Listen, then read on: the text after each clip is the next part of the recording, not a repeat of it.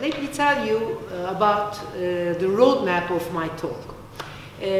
First, I will give some brief definitions of discourse, hatred, discrimination, discriminatory discourse, then move to our topic, to hate speech, how Turkish media cover hate speech, how hate speech is being produced and reproduced through the media, how hate speech can lead to hate crimes by giving the example of Hrant Dink's murder, examples in Turkish media such as hate speech toward minorities, women, LGBTIs, and specifically to Syrian refugees, and finally, trying to find out all together, maybe with you, some solutions and give some recommendations of what could be done for a democratic and plural media environment.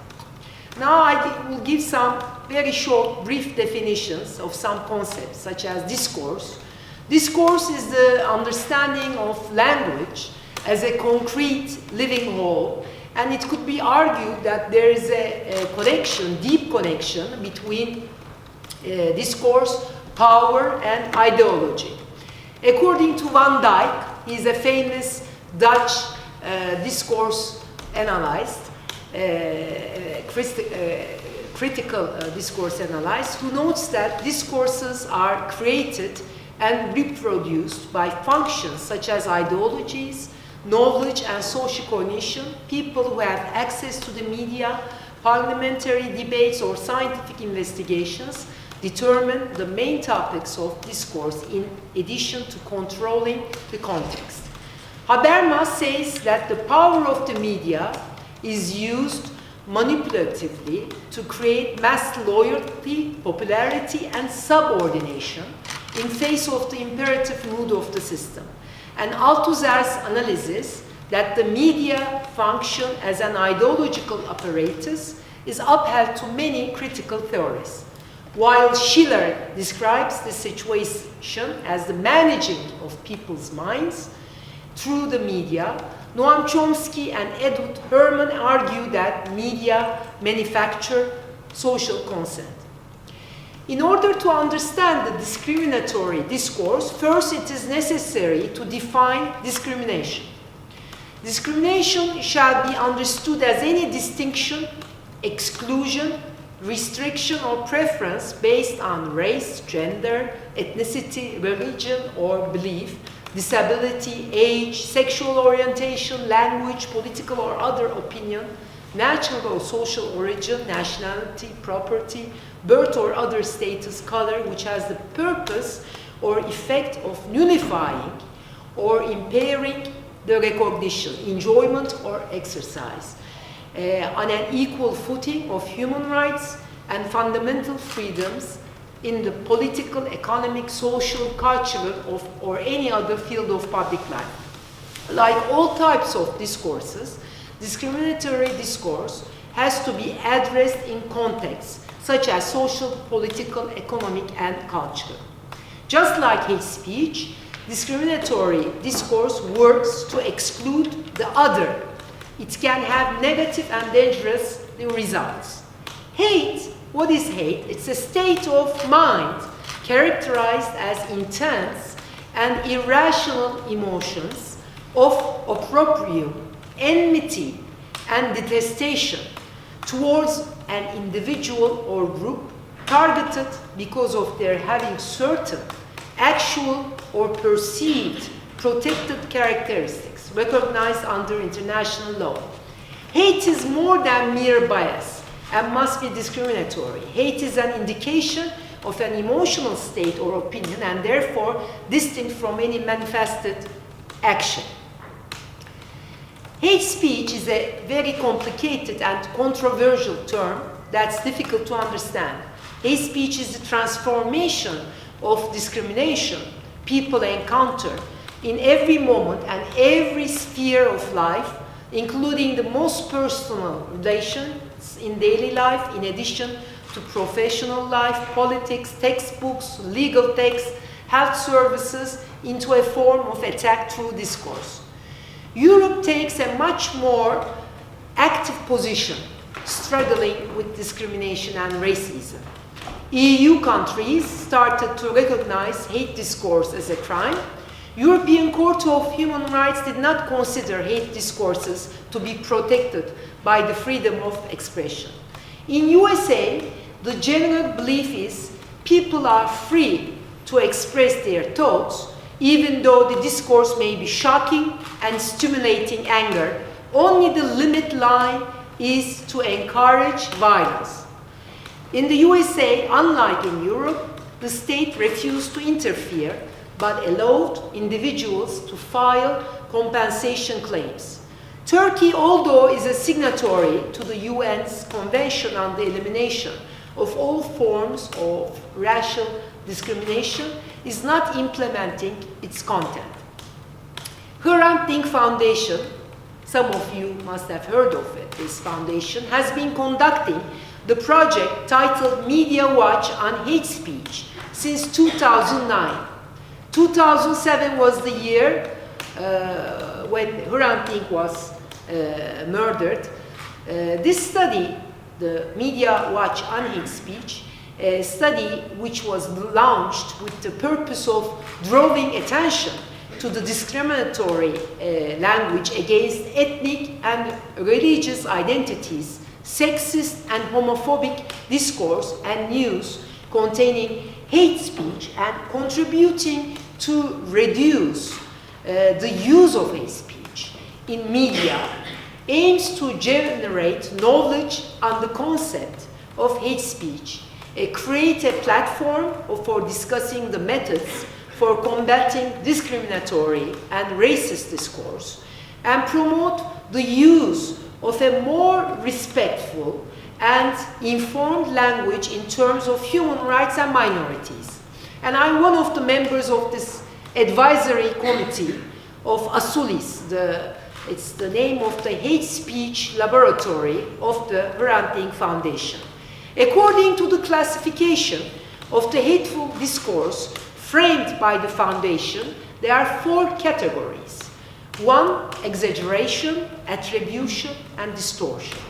Any discourse that features negative generalization, distortion, exaggeration, or negative attribution, targeting a community as a whole based on a specific individual or event. Just to give you an idea about it, an example could be Turkey is drowned into the sound of church bells. This could be an example for this category. Number 2, blasphemy, insult, degradation. Any discourse that contains direct swearing, insult, or denigration about a community. Use of words such as, example, treacherous, mudblood, or dog. Enmity, war discourse is the 3rd category. Any discourse that includes hostile, war-mongering expressions about a community, such as the cruelty of gavur, of infidel. And use of, number 4, inherent identity as an element of hate or humiliation or slash symbolization. Any discourse that uses various aspects of one's natural identity as an element of hate, humiliation, or symbolization. Use of phrases with negative connotations, such as, your mother is Armenian anyway, or is your surname Davutoğlu or Davutyan? Discriminative discourse and hate speech are more on the rise in such polarized climate of politics and media in Turkey nowadays.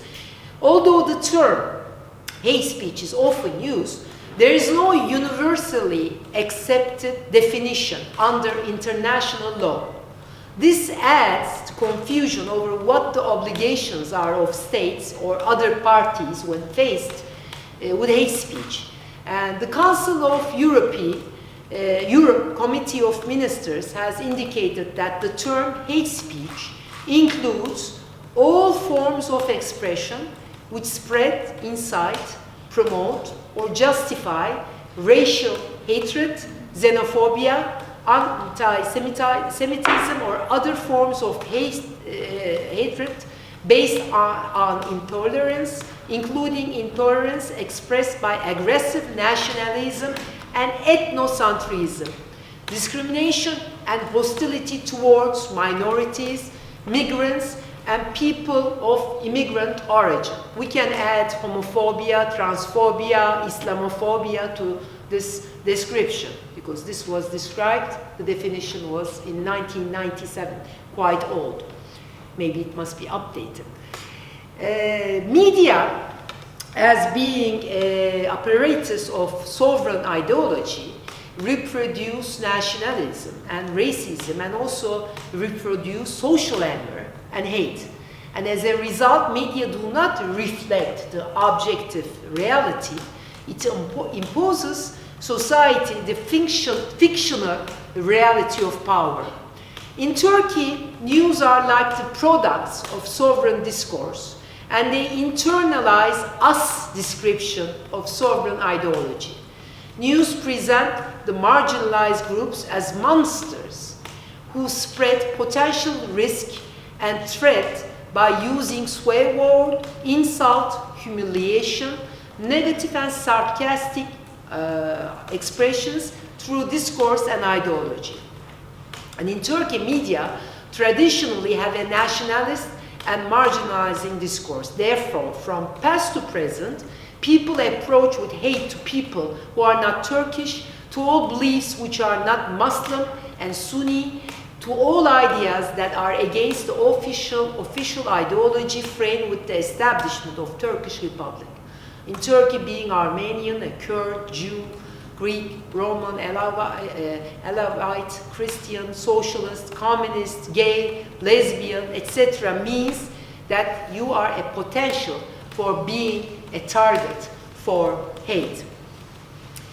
There are shared social representations that govern the collective actions of a group and form our everyday life discourse. We can observe it in schools, in course books, in teachers' discourses where hate speech is reproduced every day.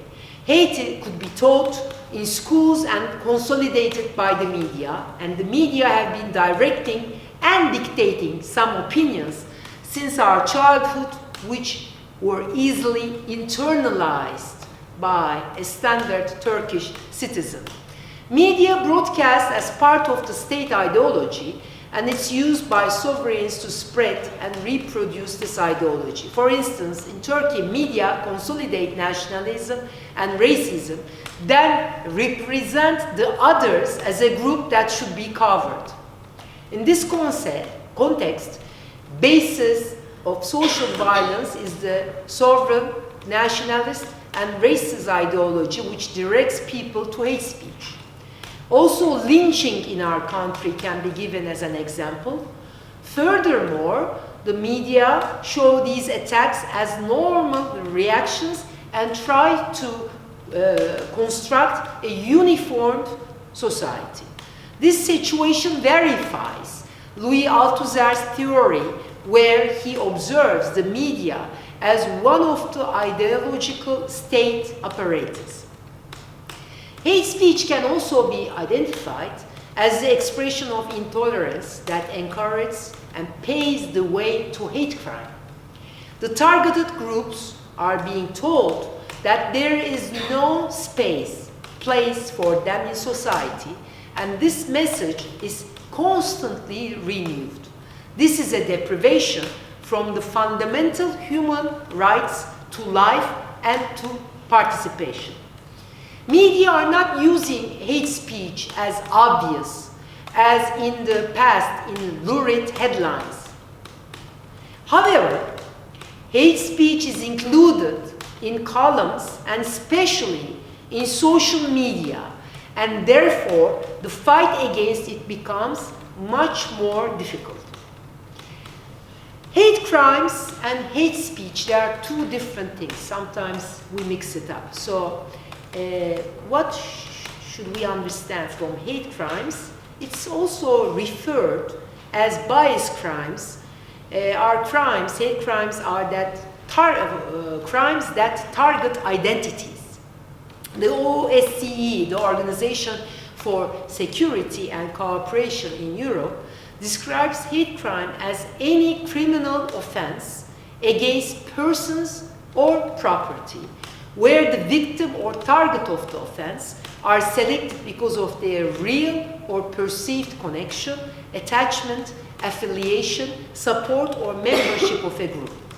As OSCE has indicated, hate crimes are characterized by the existence of two conjoint elements: a base criminal offense, for example, murder, and the crime being committed out of a biased motivation against, for example, a racial minority, which means the perpetrator chose the target of the crime based on the victim's protected characteristic. The term bias-motivated crime more accurately conveys that criminal responsibility is contingent on proving a criminal offense and not on proving hatred only.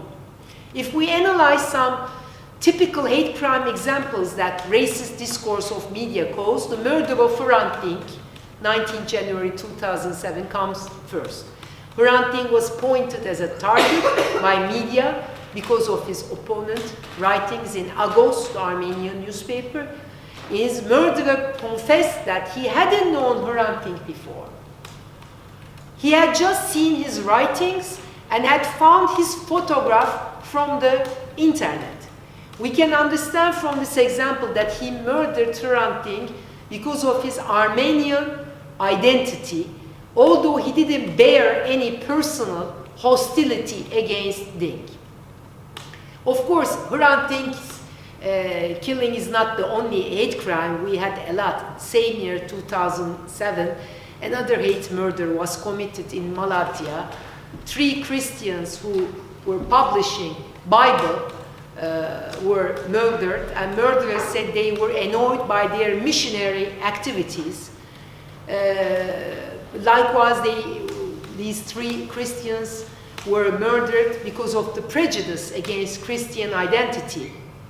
Also, Marash massacre in 1978, Sivas massacre in 1993, the Madımak, Hotel Madımak was set on fire by the Sunni Islamists because there were some intellectuals and people in a festival of Alevites. So, 6-7 September events, 1955, Istanbul Express newspaper and radio announced it was a disinformation. It was not true, fake news. Our father Atatürk's house has been bombed. So this was the title. And the media provocation caused attacks against the Greeks, the minority in Istanbul, especially in Istanbul, Greeks, Armenians, Jews, their churches and also synagogues, etc. News items and columns in the national media served the purpose of creating the ground for the assassination of journalist Hrant Dink in 2007. The Turkish-Armenian chief editor of the Armenian Agos newspaper was killed in front of his office, and Hrant Dink had been made a target by the media within 10 days after Agos newspaper had reported about Sabiha Gökçen, one of the stepdaughters of Mustafa Kemal Atatürk, founder of the Turkish Republic. The Armenian Weekly had claimed that Gökçen originated from an Armenian family as the world's first female combat pilot and the first Turkish aviatrix. Atatürk's stepdaughter held an important place in the model of society developed in Turkey. Subsequent to the according report in Agos newspaper, officials voiced threats, and it was stated in the media that Gökçen came from a Bosnian family instead of an Armenian one. So, if we look, I'm just passing quickly because I have a limit of time. According to the Treaty of Lausanne, the Republic of Turkey only recognizes Armenians, Greeks, Jews as ethnic minorities. And Jews and Armenians are the most frequently targeted groups, followed by Christians and Greeks. hate speech against, that was for minorities, but I mean in the discussion part, the question answers and your critics are very much welcomed. We can discuss them into the details. It will be better because I don't want to excess my time. Also, we can talk about the hate speech against women. It's not only discursive, but also construct a direct casualty between morality and, for example, dressing style of women. Değer Deniz, who got killed after being raped in her house in Istanbul, Beyoğlu, one of the centers just very near to Taksim Square, by a man that broke into her house through a window, turned into a hate speech on the basis of, because Değer Deniz was living alone as a woman, she was a musician, and the event was represented as a simple robbery, because also when she was raped, she was wearing, according to the traditional media, not a convenient costume dress.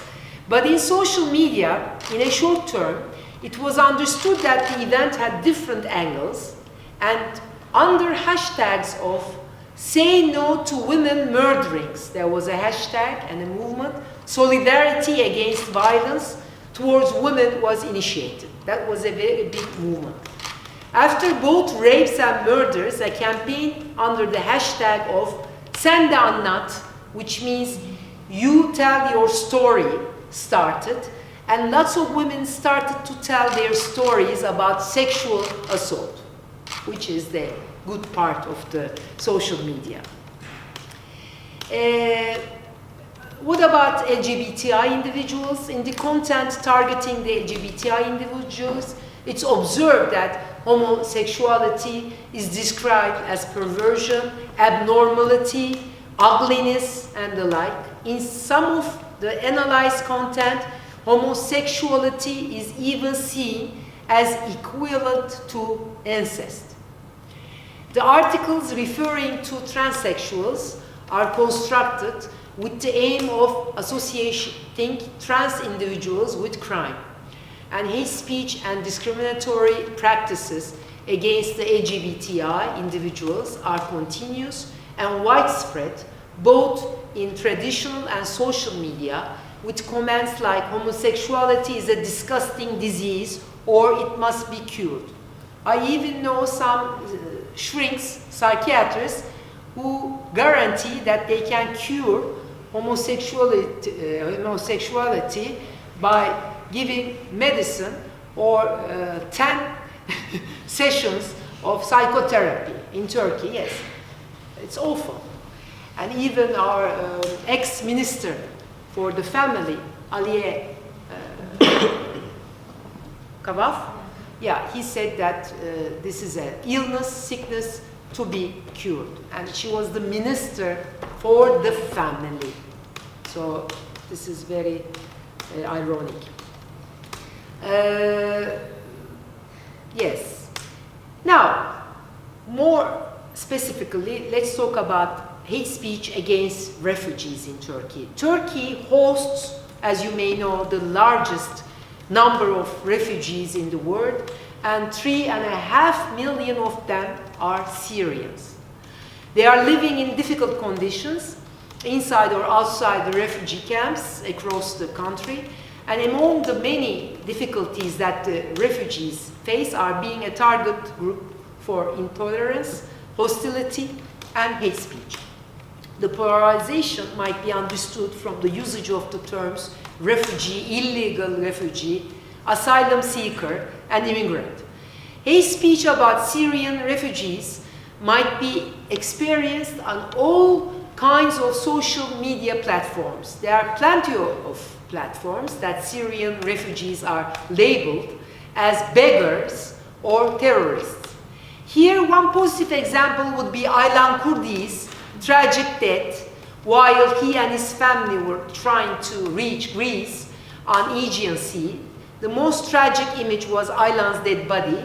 The discourse and comments on this tragic event on Twitter did not include hate speech at all or cause discrimination, under the hashtag of humanity washed ashore, the flow created positive awareness about the Syrian refugee crisis.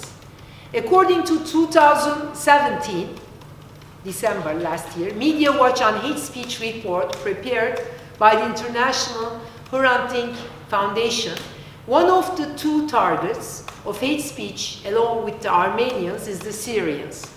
According to the report, the Syrians are subjected to hate speech by means of the following strategies. The names of the Syrians are mentioned in tandem with such judicial cases as murder, theft, harassment. Syrian thief has been arrested, or Syrian murderers couldn't escape, is an example. They are associated with problems of security and terrorism, such as Syrian live bomb. They are presented as responsible for the negative economic situation and unemployment, such as 3 million Syrians on our back, like a burden. They are labeled as a threat to Turkey's demographic structure and as a source of tension. Turks fight, Syrians make sex. Female Syrian refugees are put forward as a menace to the family and society. Syrian bride, sedated and robbed. They are exposed to xenophobia in terms of the issues such as the citizenship discussions, entrance into universities without examination. The hate speech directed at the Syrians is interwoven with systematically concocted information. This information is usually based on hearsay and disinformation, claiming that the Syrian refugees are better off than citizens of the Turkish Republic. Discrimination against the Syrians permeates nearly all walks of life. According to a survey carried out by the Istanbul Bilgi University Center for Migration Research, the results of which were released this year, 2018, I'm not going to give you each, but as a whole, the question was this: should the Syrians return home? In the affirmative, the average rate of the respondents who advocated the return of the Syrians to their homeland was 82%. The name of this research is Research on the Dimensions of Polarization in Turkey.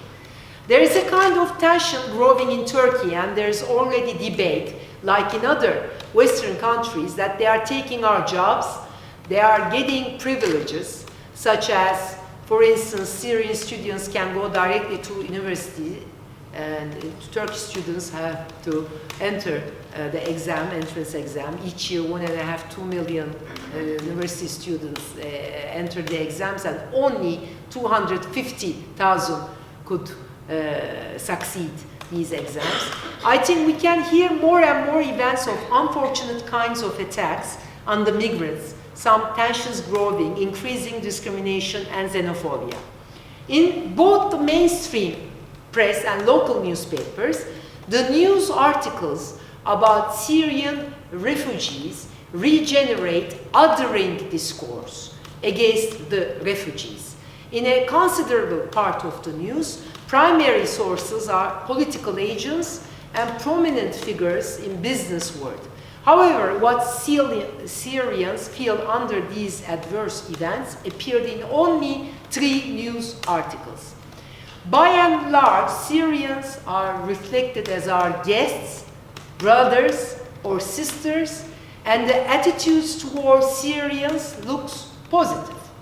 In case of some unwanted events, it is advised to approach Syrians with common sense, discretion, patience, and tolerance. As a result, those types of discourses that look positive at the first stage perpetuate the difference between us and them.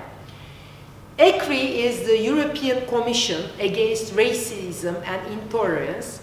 In ECRI's last monitoring report, official authorities hate speech is criticized, and it is pointed out that the hate speech is not effectively punished in Turkey.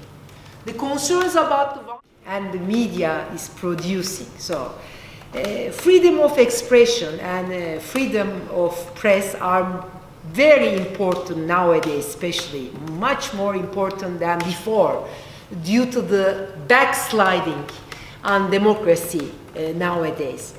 Although some few independent newspapers and websites, let's say the alternative media, try to continue to operate, they face tremendous political pressure and are routinely targeted for prosecution.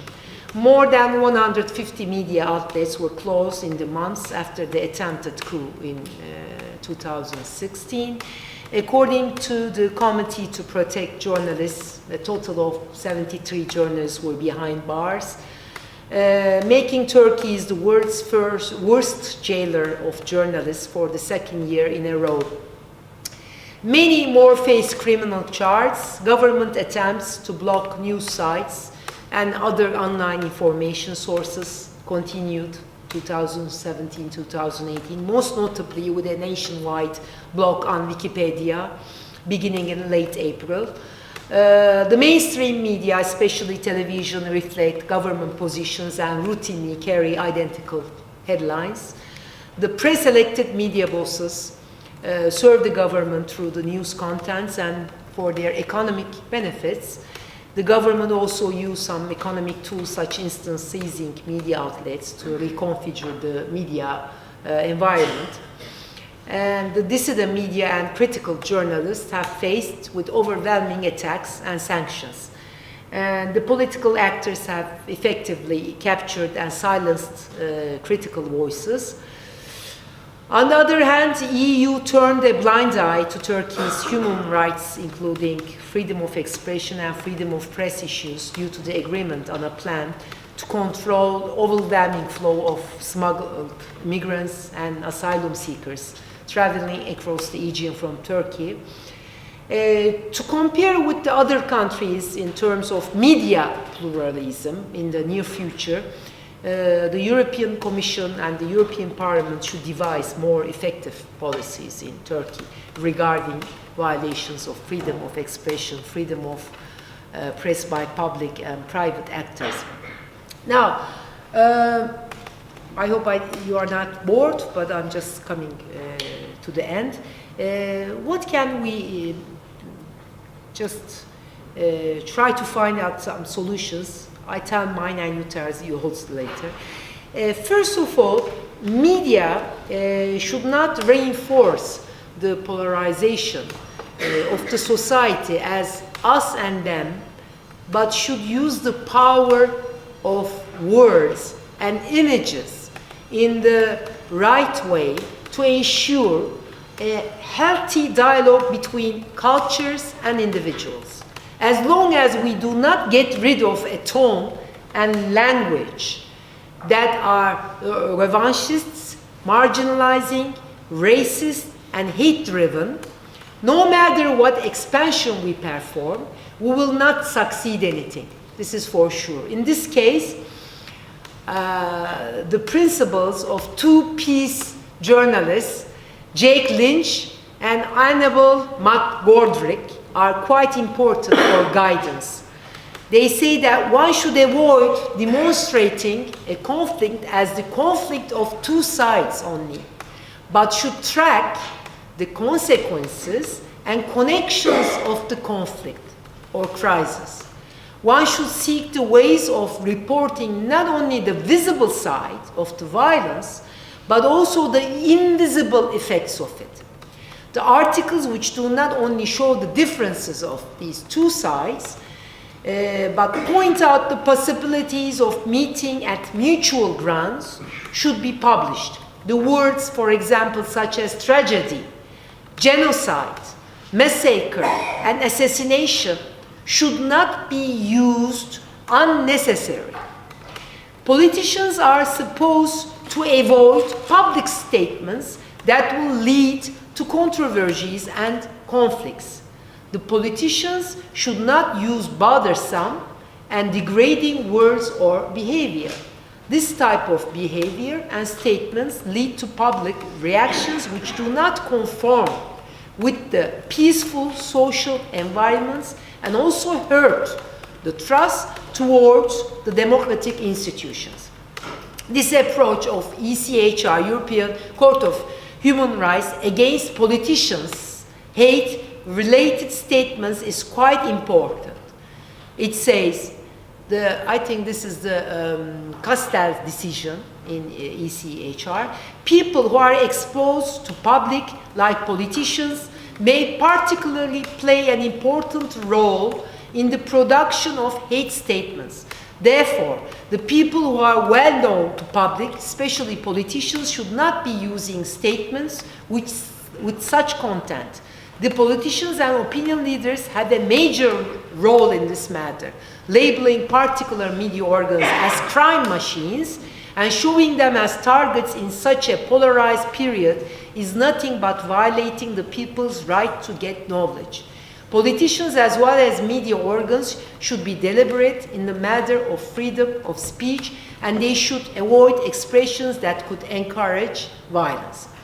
The mass media's propagation of hate speech is not only an ethical problem, but also a violation of minority rights.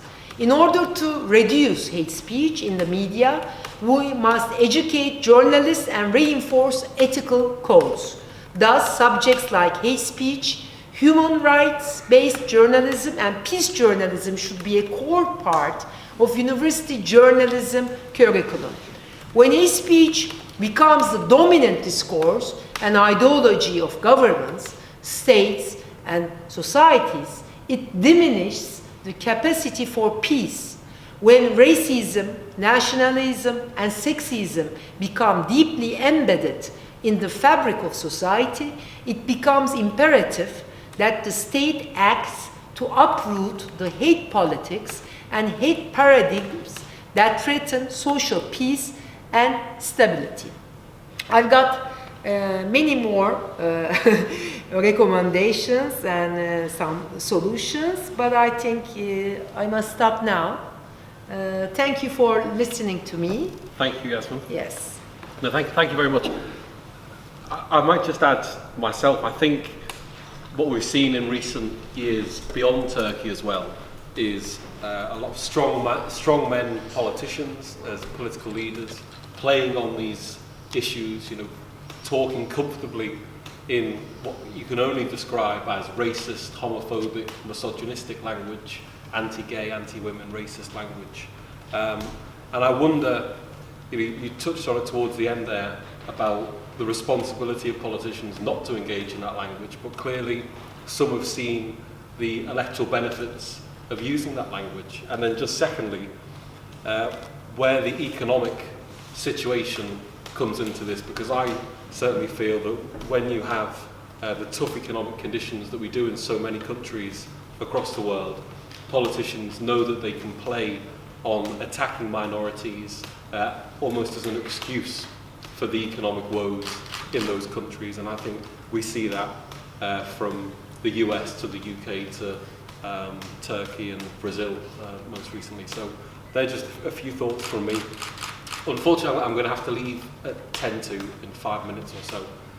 So I don't know if anyone else will be able to help Yeah, chair. it doesn't matter. But shall we take some views from the floor and try and open up a little bit of a debate? Thank you very much, Yasemin. Thank you. Some contributions? I have just a question. And you might want to say who you are and where you're from. We know each other. It's Yeah. what a wonderful Just for everyone else. meeting. My name is Gülşener. I'm also from Turkey. What about the role of social media in spreading the hate speech? Because social media contributes a lot to the polarization of beliefs. Yes. When something happens against Kurds or other ethnic or religious groups in Turkey, everybody struggle on social media. So I know that you generally analyze the mainstream media, Yes. the discourse of the mainstream media, but also I think social media is Yes, very important And, indeed. what could also be the tactics to fight against this hate speech on social media? Thank you for this question, because it's really very important, the social media part. Since social media is using the new technologies, which enables, the fast distribution and the hyper textuality and all these snowball effects. So, and also interactivism. So, what happens is there's a very big danger of lynching people, not only targeting, dehumanizing them, and it is a kind of flow of these Twitter, especially in Twitter, there are so I can say awful groups that are being organized, and some trolls also, that can cause hate crimes. So I believe, for example, when we were working on this subject in this Asulis Hate Speech Laboratory of Hrant Dink Foundation, we thought that first of all, we have to monitor and report all this hate speech going on in the social media. Of course, it's not easy. You could do it randomly, or you could do like the Hrant Dink Foundation, how they are doing it. They are writing reports each 4 months, publishing. But the problem is, they are sending all the reports to mainstream media or the social media users, but nobody is interested in this. This is the problem. They are just, or they say, we don't care about this. We know what we are doing. As just the MP asked, the populism in this era is very, it's very valid, Everybody is using this weapon. Even in social media, we see these people who are, we can say, so-called opinion leaders are doing the same things. So I think monitoring and reporting is very important, and to create what could be done as activities to create awareness on hate speech.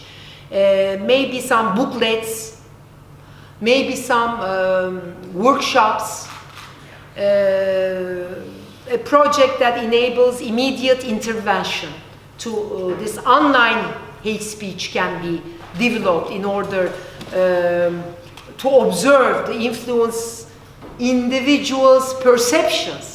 You can make a study on this, how the individuals' perceptions, how they answer, and create a new perception against hate speech.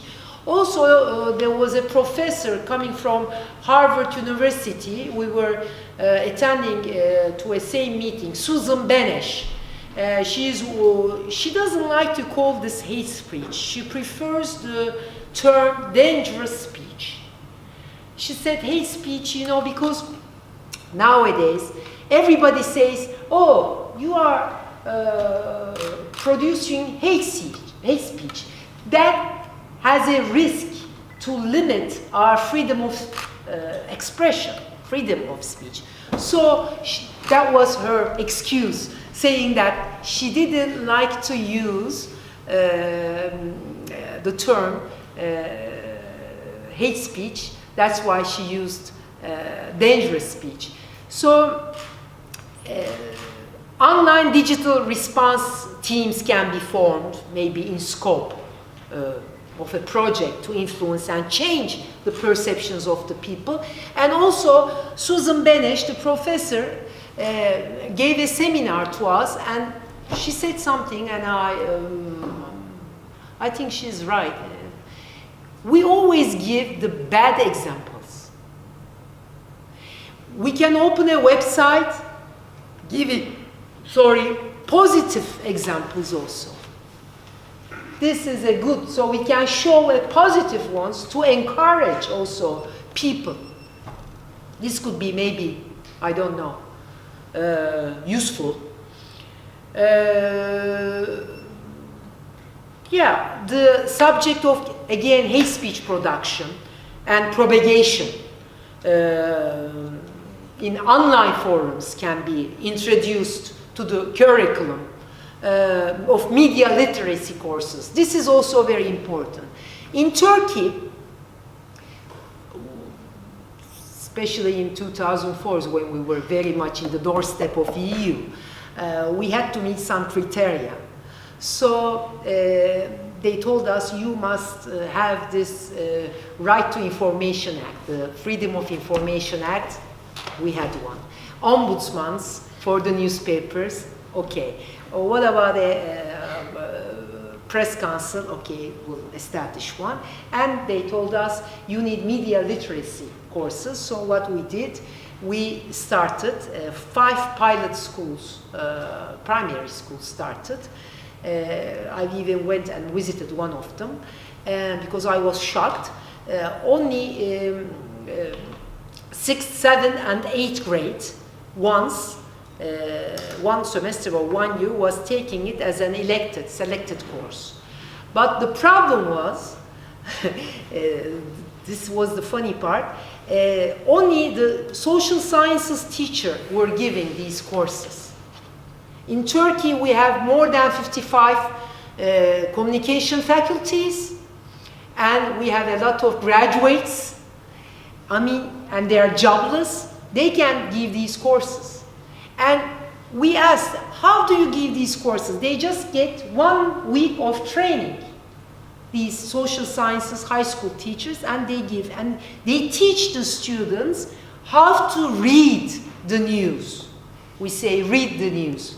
Media education, but actually it's 4 parts. I mean, you evaluate, you analyze, and, but I mean, it's impossible.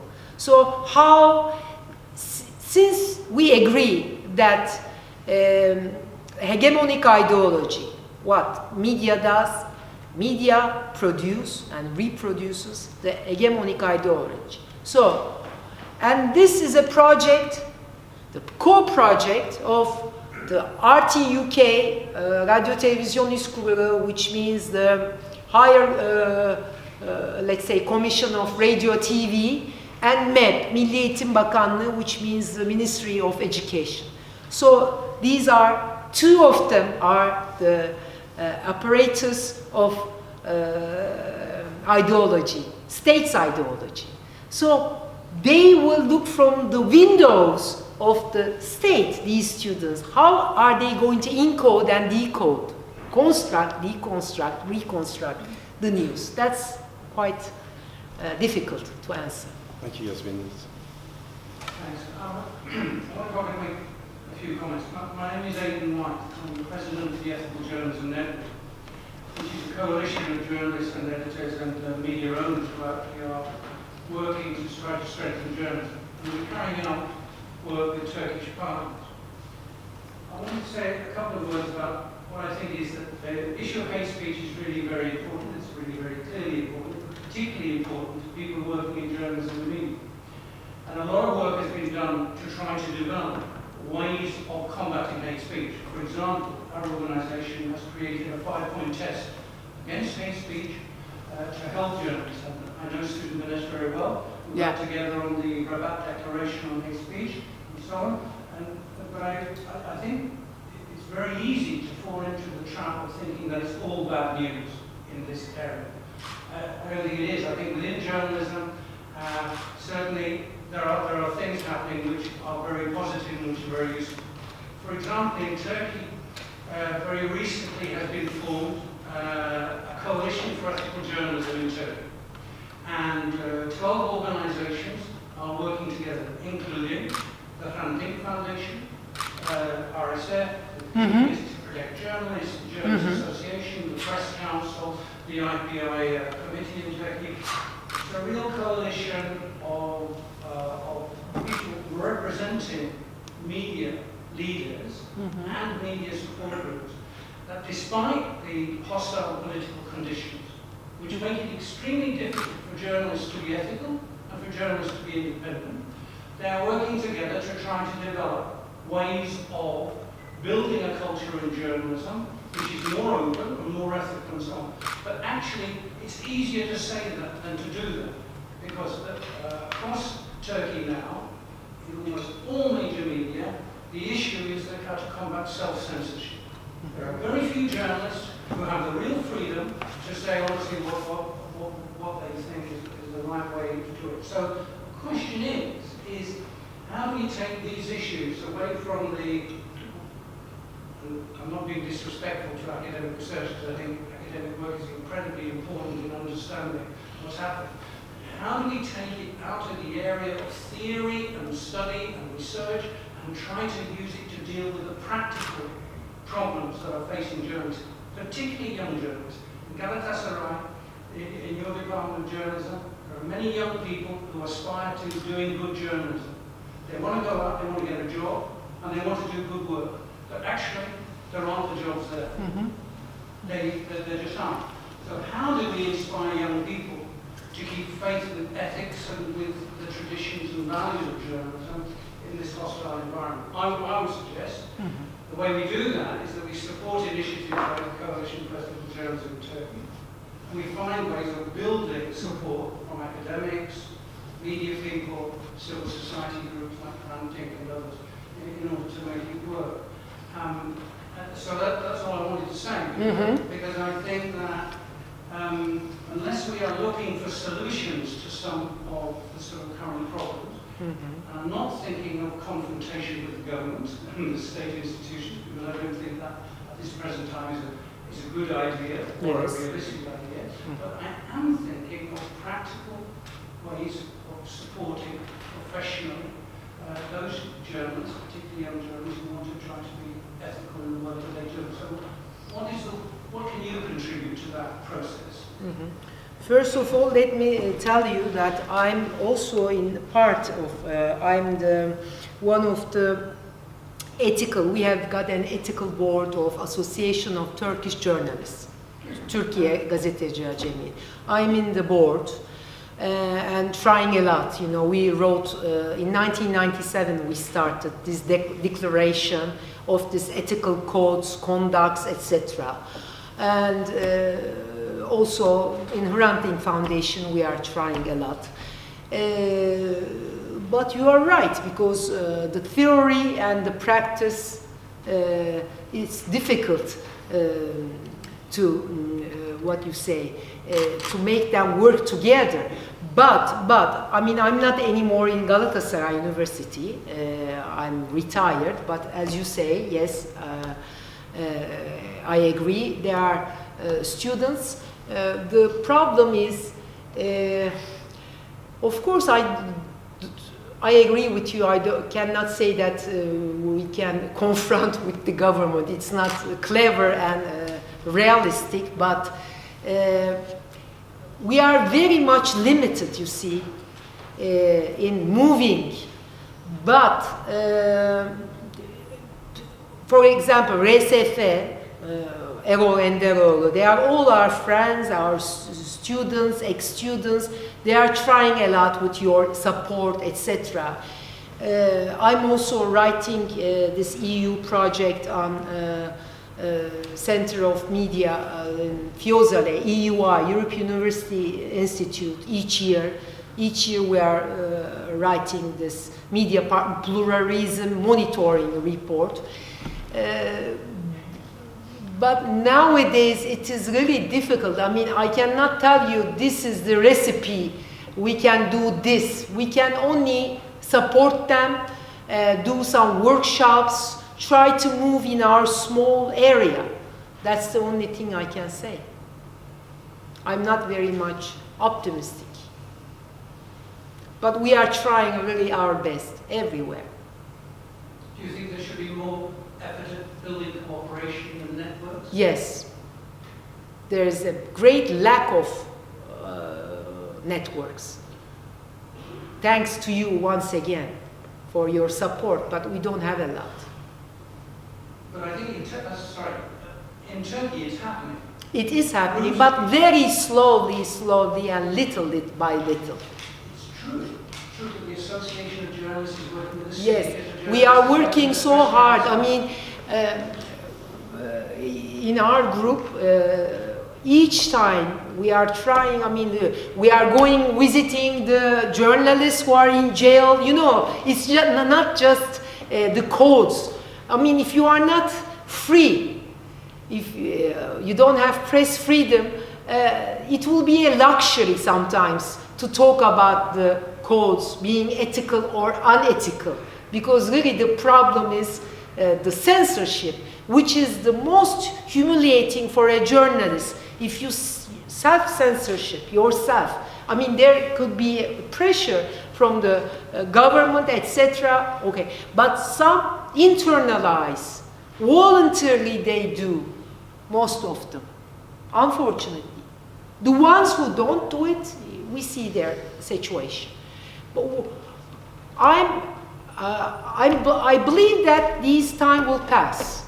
So it's good to be organized and good contacts and try to extend our networks. I've got a question for you then, Yasemin. Yes, please. 15 years ago or more, Turkey had a reputation for being a very open and pluralist society, tolerant society, and that is very changed now. And that's partly because the attitude of the government, the behaviour of the government is very different from what it was. Do you believe yourself that the people of Turkey have become more intolerant as a result of the way that the government has behaved? Or do you believe that the Turkish people are mostly still tolerant, and it is just that the intolerant ones feel more free to express themselves now? When you compare Turkey, today's Turkey with 15 years ago, 15 years ago was which year? 2000? 2003. 2003, yeah. So AKP, the ruling party, came to power in 2002, 3rd of November. So it was just 1 year after we are talking about. Yeah, a lot of, I mean, until 2007, 2008, we were quite okay, I can say. But after 2008, there was a backsliding, as we all know. Well, people became, your question is, did people become intolerant? In what way? I mean, can you please open? Because if you look at the behaviour of countries and the behaviour of their governments over a long period of time, very often, if you have an intolerant government, you can create an assumption, a natural reaction of intolerance within the population. But it's only been, as you say, 2007, 2008, so maybe 10 years. Within 10 years, do you believe that the ordinary average Turkish person has become more intolerant? Or do you believe that actually what has mainly happened is that the people who were already intolerant before feel more able to express their intolerance now than they did before? Is it just people who are already intolerant coming out of the woodwork, or is it people who have been changed, their attitudes being changed by the government they've got? yeah, of course, there is a great effect on people's behavior. I mean, before saying intolerance, I would say people don't want to express themselves. They are very much afraid, scared. You understand? Well, some people are, yes, but some people are not, aren't they? Some people are Very very good few. at expressing themselves in very unpleasant ways. Yes, but who are you talking about? The people you asked the question. Well, The some public, people, yeah, yeah, but some very few people. I mean, if you are opposing the government, the ruling party, you understand? Then it's not the same thing. I mean, if you are intolerant towards the, let's say, the minorities, the others, that's something else. But if you say, I don't want to live in this kind of country, there is no this, there is no, if you are